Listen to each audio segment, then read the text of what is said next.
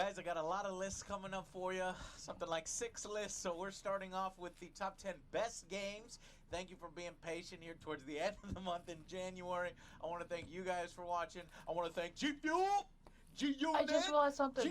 I have iron ore, which means I can make an iron bar and get a freaking sprinkler. Click the link down below. I got the 30% off, which is the highest percent off that you can get on G Fuel. It supports the show every tub you get. It helps us out, so click those links down below. I hope you guys enjoy the list. This is best. We've got disappointing. We've got worst. We've got some movie lists, and we got some anticipated games. So stay tuned for it all. Check it out. I'm dying to see what he labels as best. Yeah, another kind of crappy year because of the pandemic. 2021, a lot of stuff rolled up over here. We had a lot of unfinished games, a lot of delays, but you know what? I still managed to find some gems this year. So here we are. These are the top 10 best games of 2021. Just for the record, I am honestly dying to see what this list is.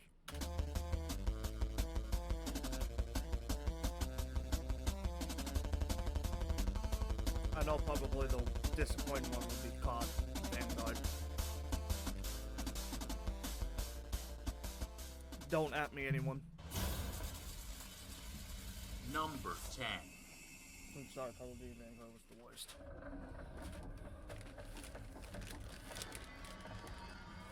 Psychonauts? Oh no. Psychonauts is actually. Oh, Inscription. Oh shit. Starting off with an indie title. Let's go. There were some pretty good indie games, and the first one, Inscription. And the less said about Inscription, the better. This is a game you need to experience for yourself. Or watch MatPat go into fucking theories about that shit, which is incredible, by the way. As it quickly escalates, and that's about all I want to say about this game. I love that, this is an awesome title, an indie one, a horror card game strategy that has a wonderfully creative story with great atmosphere that's very creepy at times and really mind-bending at others. It is a fantastic experience for any strategy card game lover or story lover, and it's at a really, really great price. Go experience this one. I'm glad I did.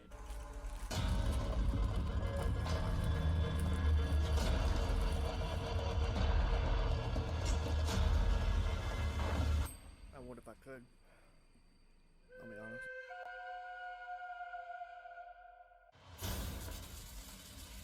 Number 9. There are many stories in our past. Many interesting, but most untold. And though they may be forgotten one day, there will always be others to rise from the void. Stories of one. God damn it.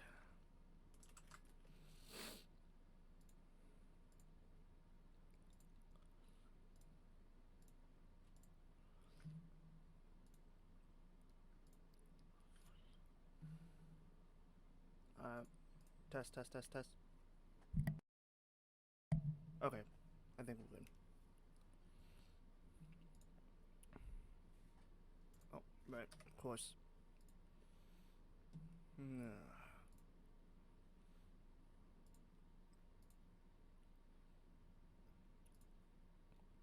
Go back.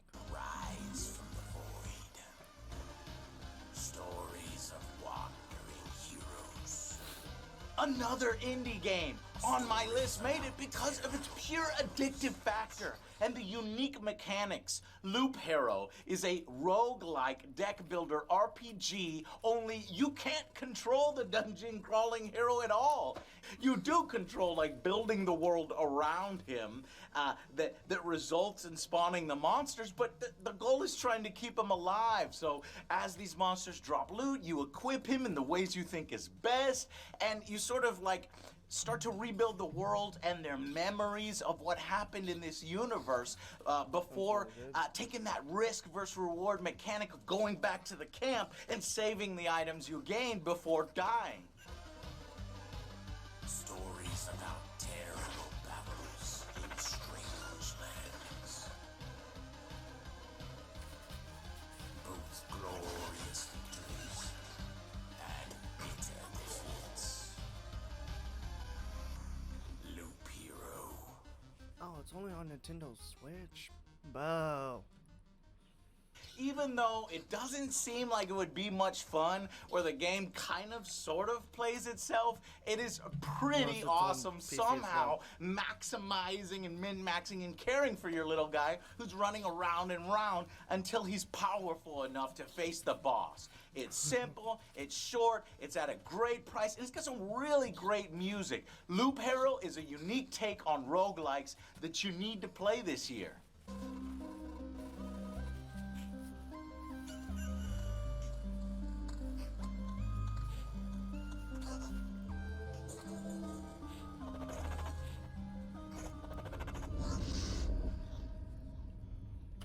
Watching that kind of stuff brings me back to like more of the fucking 80s. Seeing that kind of sprites, gameplay, all that kind of good shit.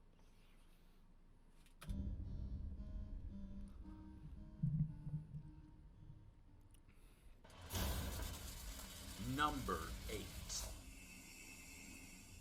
Alright, give us number 8.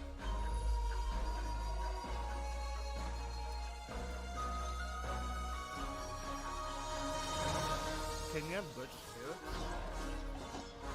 Alright. I can see that.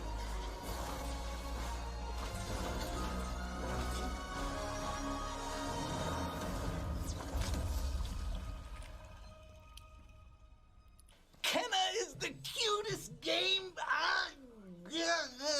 Kenna is beautiful. The animations are awesome. The music is whimsical. I love the cutscenes. I love the feeling that you get when you play it, and it's just goddamn aggressively adorable. It's too cute. The little rot, I don't know why they're called rot, that ruins it, but the little rots that you use, to attack people with and interact with the environment, they're just so damn cute. And you can even sit down with them and pet them and make them dance. Kiss. Aww, it's actually really fucking cute. I'll admit that shit. It's fucking aggressively adorable. Aggressively adorable, yeah. I couldn't say that any better. Dude, do a dance. All right, a point alone just for that. Kenna is a reduced price game. It's only $40, and it gives you a 15-hour Pixar-like experience, like a playable Pixar movie. At least the character models look exactly like the Disney counterpart. It's got some touching moments, some solid gameplay, and it's family-friendly, but entertaining enough for adults and everyone of all ages. It's just a really fun, solid, wholesome game. Found a friend. Bye, man. You gonna be my friend? Look at your little beans. That is fucking adorable as shit, I'll admit that. Especially with those eyes like that. I shall add to my army of violent, vicious creatures. Kenna, conqueror of the land. Check it out. Ooh, evil monster.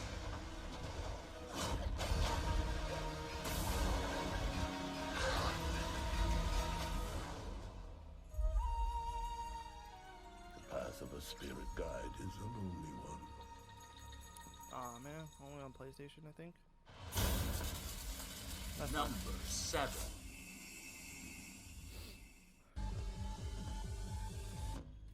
Something has to do with Oculus. Let's go.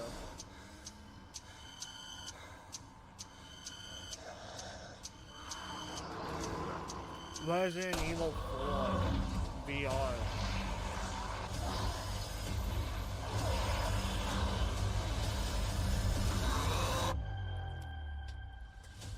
Resident Evil 4 VR.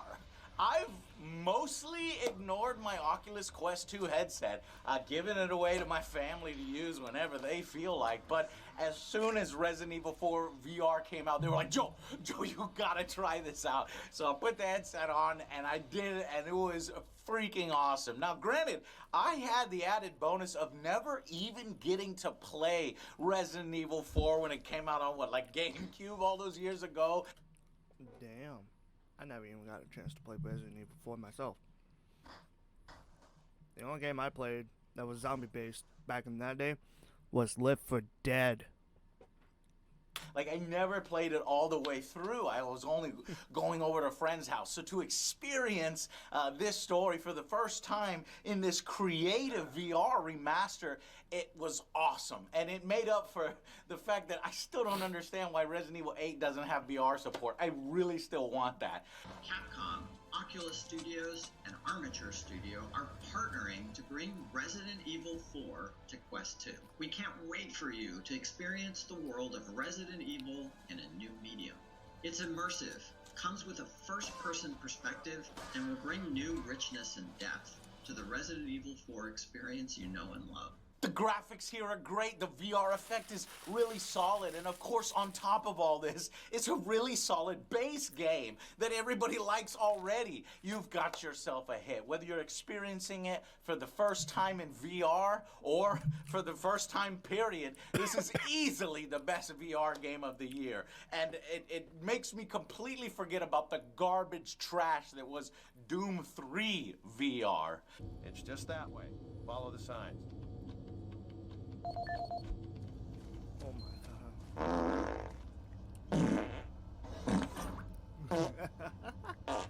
Bored to look at them. The board authorized you? The board doesn't know the first thing about science. So, get this one, not that one.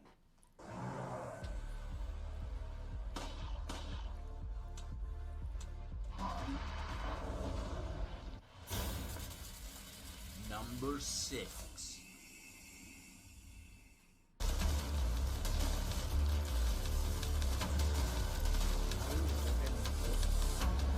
Eternal. Never heard of this one. Looks like Destiny or more like Anthem.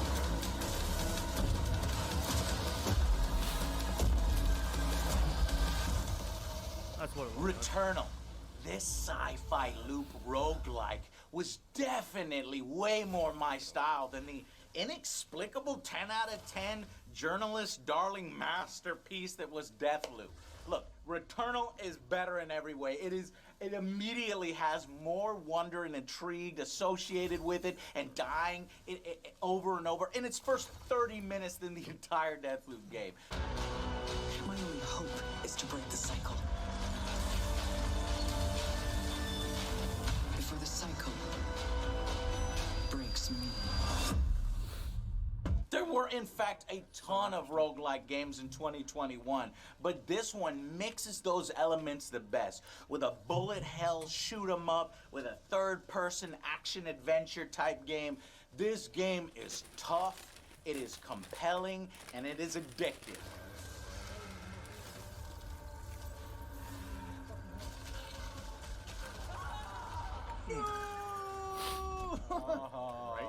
Damn it.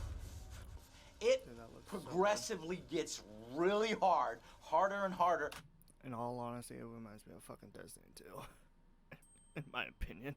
But you get progressively better at mastering your movements and getting in a zone as the screen fills with tentacled chaos. It will piss you off. There is no doubt about that, and I put the game down after I started playing it towards the end of the year for stream until I wanted to pick it back up. What happened is they cut you. Let him touch you. No, I don't listen to A Alex. little touch. A little touch. A little touch. Get a little touch. What? Kills him. Oh, what? That's so good. See, you thought I was gonna die, Joe. But I'm Yeah, really I good. wouldn't want something like Get that touching sexually me. pleased. It's a sensual massage. Okay. There's no doubt that with I'm the getting great demonetized anger from that comes shit. great reward. Strange technology, rewarding gameplay, even as you're dying over and over. Each run is different. Gameplay is the name of the game here in Returnal. And trust me, you're gonna return to it over and over. And frankly, PlayStation really killed it with their exclusives like Returnal in an otherwise down year for gaming.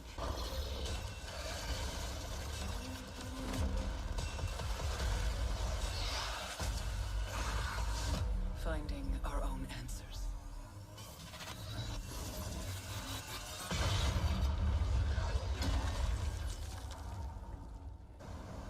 When all is lost,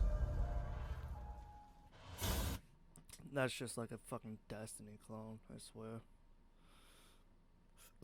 It's almost like... What's that one meme?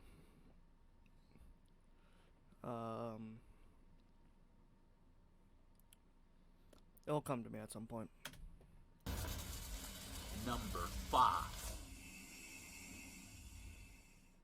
Yeah, me messing with all the tuning shit is terrible. No, your car's awesome. Forza Horizon Is it? 5. Yeah, look. Oh my It drives God. upside down. Whoa! Oh my what the God. fuck you I do? don't know. The That game's was- broken. It's a bad idea tuning it. Oh, whoa! Again. What is going on? Forza Horizon 5, easily the best racing game of 2021, is Forza Horizon 5. The boys played it and liked how easy this new title was to get into. Wait, I can do it again. Oh, Brock. ah! Oh! Rewind, nothing happened. Y'all didn't see shit. That's a cool feature. And combine that with it being on Game Pass day one, and you have an extremely easy winner. Fuck up. Speaking of Game Pass, I'm honestly excited to see Call of Duty come to fucking Game Pass. Can't wait to play fucking Warzone and all that shit. Out of the way. Nope. Nope, don't get in front of me. Don't get in front of me. I gotta fight for my position. You son of a bitch! I honestly would have laughed if it that was the final lap and he literally got passed and just got sixth immediately. Whoa! Whoa! Well, nice license plate, by the way, Hottie. You son of a bitch! I think you got him. Oh, I think you don't- barely got him. Alright, that's better than ninth. Alright. It's not a podium spot. A map of Mexico in this fucking open world podium, racer man. that is so filled with content. With every event that it feels like it shows off the best of what the game has to offer each and every time. There are great tools to make your own tracks and bits. There are sound improvements from last year, small little details that really make each car come alive. This is a car game that is incredible for even those who aren't massively into racing games. And if you are, you're gonna fall in love. Oh, the Mad Lad did it! Oh, shit! Oh, God, Damn. that's scary! Finished Oh, first. God. Damn, that's pretty good. He did That's it! pretty good. I did That's it fair. for you, Flippy and Togion! There are so many fun modes that they took from Forza 4 and put here in Forza 5 and then added new stuff. The value is insane. The different biomes, there's Baja, jungle, mountain, cities, beach, coastal towns, gorges, plains, deserts, volcano peaks, and even a fucking soccer stadium. It's awesome. There are over 500 vehicles with extensive improvements to the game. I wish I could play this, but I think it's not accessible on the cloud, in all honesty. Mechanics itself from last year, and just a huge amount of customization and editing power behind this game. Forza is at its best right now. You need to go out and play it. First! You're just on the Plan. freeway. What do you mean first? You see those moves? pretty fucking sweet. Come Yeah, on. it was a real happy accident. That was no accident. That was planned, sir. Our drifting is getting better. Damn. that Oh my was almost God. very nice. I was trying to stay on the road, damn it. Not even close. Number 4. Alright, let's see what number 4 they put on the list. Number 4.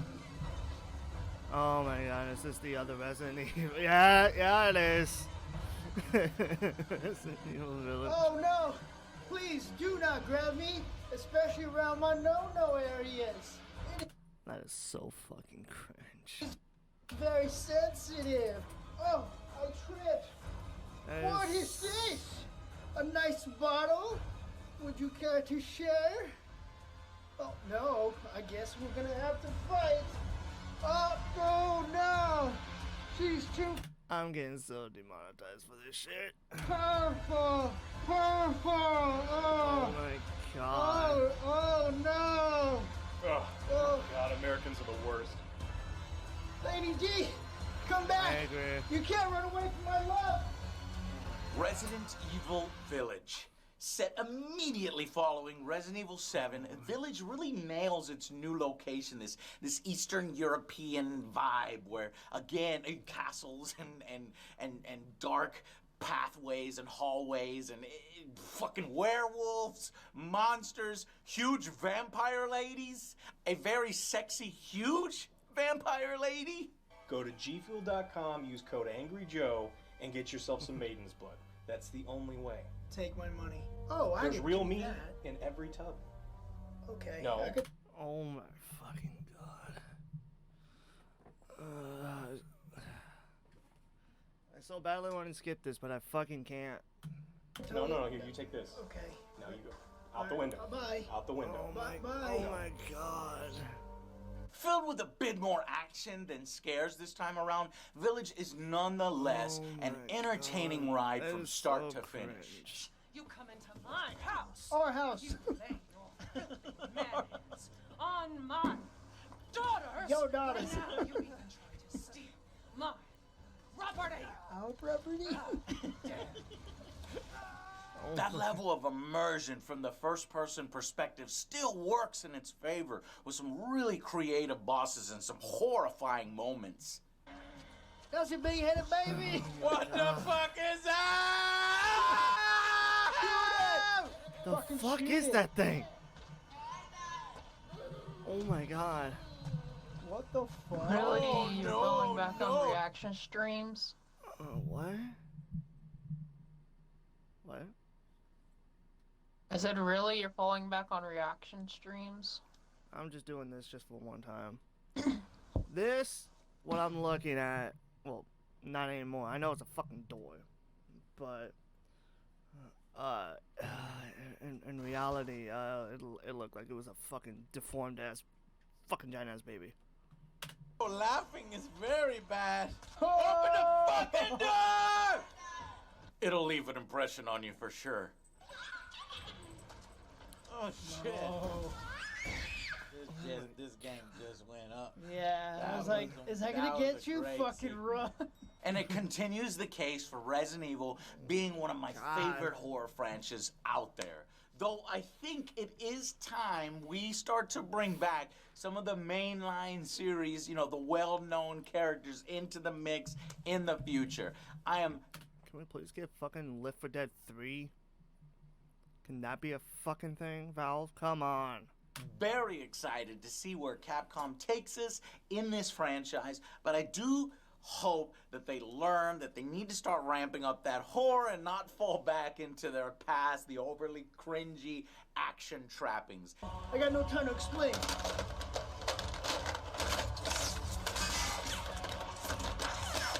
What the fuck?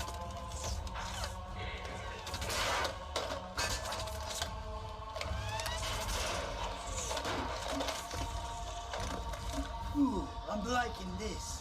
This one was in between Resident Evil 4 and Resident Evil 7. We just need a little bit more horror and then we're good. He's got Bob. He blew up Bob's head. It's a massacre. Just shoot the bastard. Come on. It's a fucking massacre. This is a bad idea, Brandon. Number 3.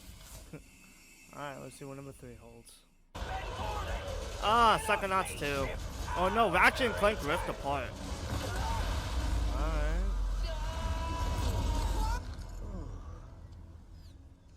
Okay, that's the deal Ratchet. exactly. We are too late. Ratchet? Wow. Who?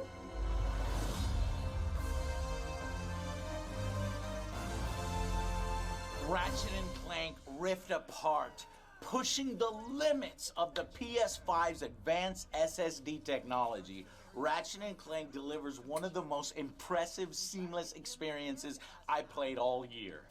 Isn't fucking Ratchet and Clank also on PS4?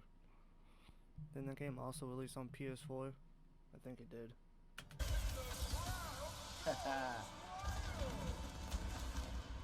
Yeah, see, I mean, this is fucking good enough to be a cutscene, and I'm literally playing the cutscene.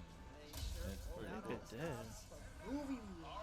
It doesn't. There's no transition between cutscene and gameplay. It's literally all awesome. The insane details on the extremely awe-inspiring visuals. It's like playing a Pixar film. I know I said that for Kenna, but this takes it to 11. They cranked that up to 11. It's even more so, right? It's big budget with extremely smooth animations. It is like playing a cutscene all game long. I think in all honesty with that Ratchet and Clank, I think they are capturing exactly what Marvel's currently doing right now with the multiverse and all that shit. There are fun attacks, fun weapons to shoot enemies with, and an interesting rift-type hook, right? To test the PS5's power as you go between worlds without a load screen or even so much as a hitch. It's fucking jaw-dropping. It's amazing. God damn. This is yours right here. Pirates. 11 out of 10 right now. Oh, this is kind of interesting. Holy. And great And writing and likable to the characters rest you go. elevate this already stellar title into Game of the Year territory. It is really a must-own for any PlayStation 5 owner, taking full advantage of all of its new features. Insomniac Games somehow continues to push themselves and the limit to realize their conceptual isn't dream. this game Well also on executed, PS4? guys. Right on. It's Or is it just the PS5 story that maybe is exclusive? a little too sort of formulaic. We might need a little extra oomph, but it's definitely family friendly, for fun for all ages, and there's really not much more you can say. It's just a great time. It's kind of interesting. Yeah,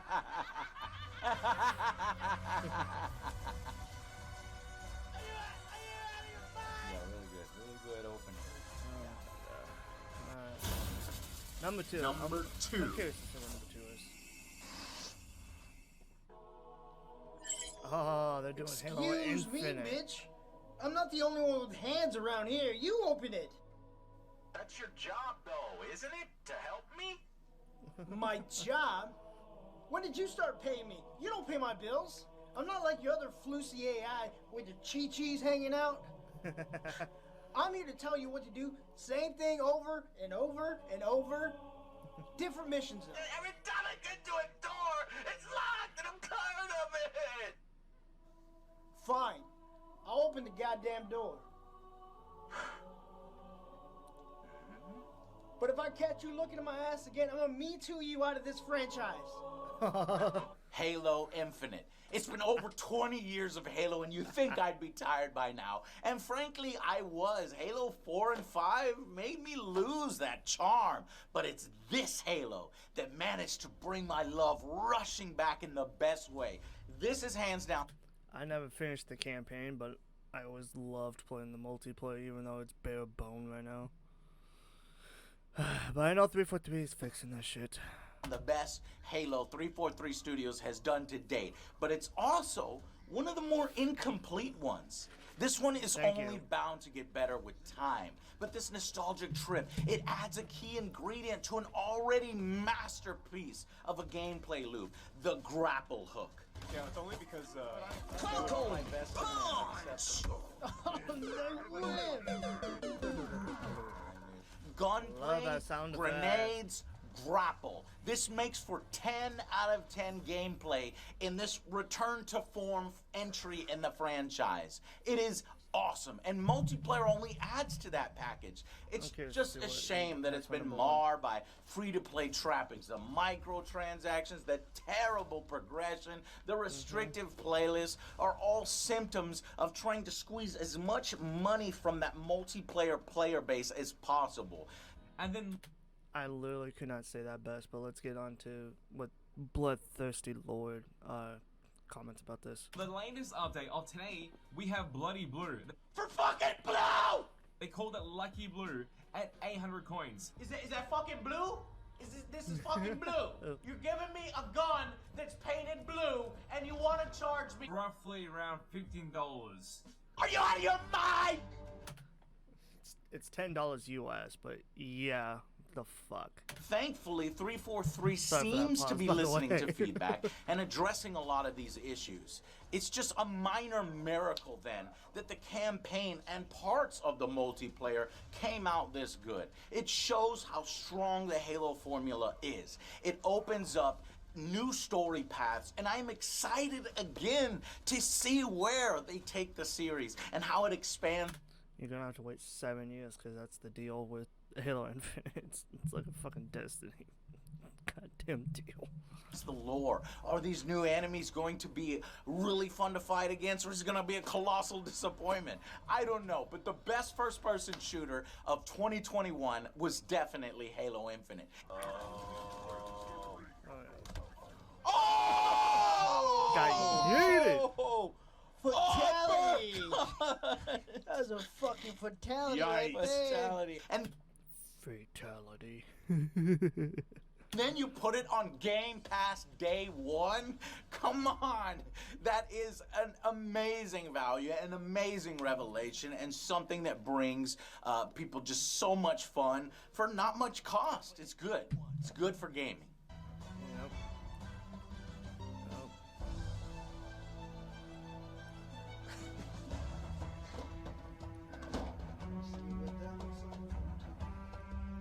At least they didn't remix the song. Yeah. The song you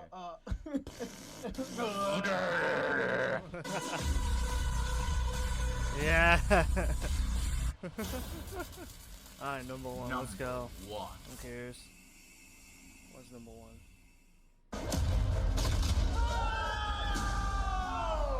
It takes two. Oh. How comes you get all the cool gadgets? Cooler than you, Cody. I want to play that so fucking bad. It takes two for immersing not one, but two players in a well-crafted game. It Takes Two takes my top spot. One of the best narratives that you can play all year. It's charming, it's funny, it's emotional, and it's fun as heck with all the variety. Are you ready? I have to hold left trigger.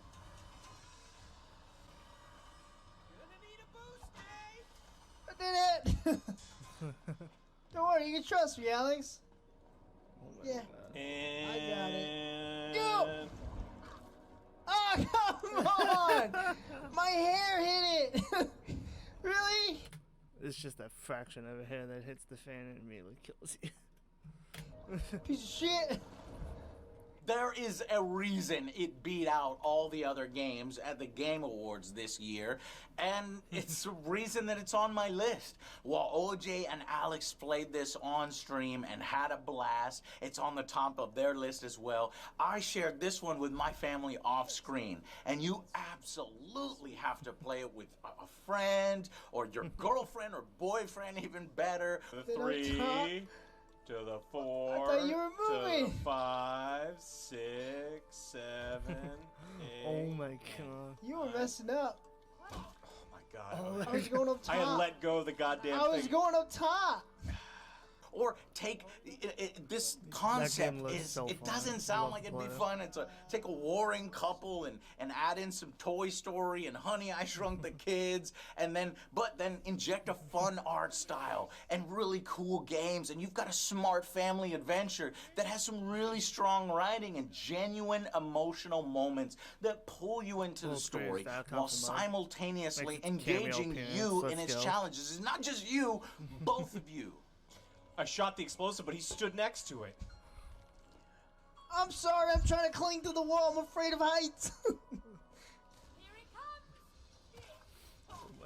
You killed me! I pressed the button! You did not! I pressed the button! You clearly did not press the button. You sure about that? Take a warring couple, add in some Toy Story, some Honey, I Shrunk the Kids, and it's like, what? And then add a fun visual style, and it managed to Love it how he repeats himself. become a smart, brilliant, fun family adventure with some really strong writing and some genuinely emotional moments that pull you into its story while simultaneously engaging you in all of its variety of challenges. And not just you, both of you. Co-op feels like a dying art, and it takes two, elevates it to the top of its game. I still want to be able to play this game because watching this kind of gameplay looks fun as shit. Never let go! No! Why? You're not as good as fingering. Oh, shit. Button mashing always wins.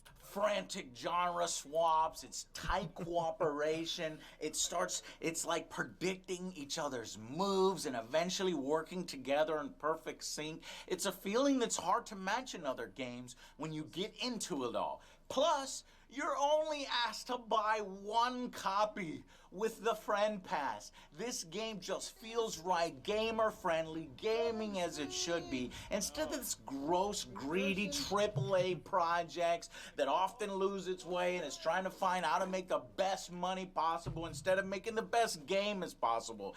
This game had a message, it had great direction, and it was just well executed and well done. And it's co-op. Go try it out. Love to. Made it. You almost died. I Why know. were you running into the mole again? No, I did.